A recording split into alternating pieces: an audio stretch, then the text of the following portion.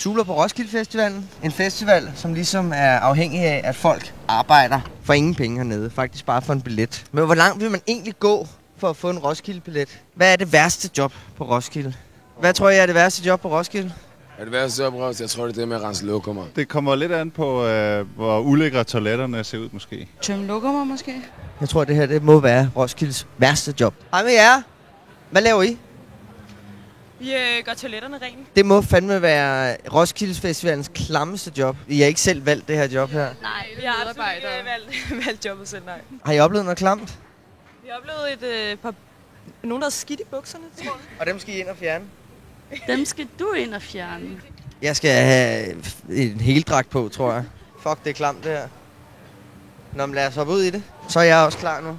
Hvad er det for en case, vi har her? Det er jo toilet der nummer 3. Ej, her stinker. Hvad er der sket herinde? Ja, der er sket en skideulykke, tror jeg. Nogen har ikke nået at tage deres boxershorts af, før de skid. Fuck, der lugter derinde. Hvis jeg nu tager de her boxershorts her...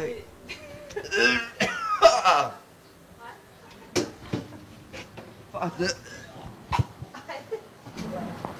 Fuck, det er klamt.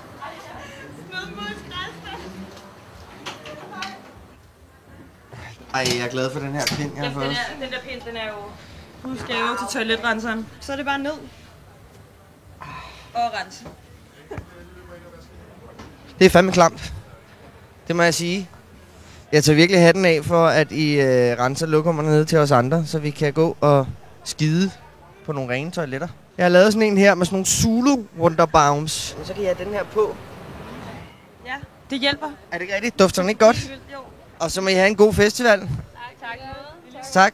Og det var virkelig en kæmpe oplevelse, det her. Bestemt. Også for os. Tak.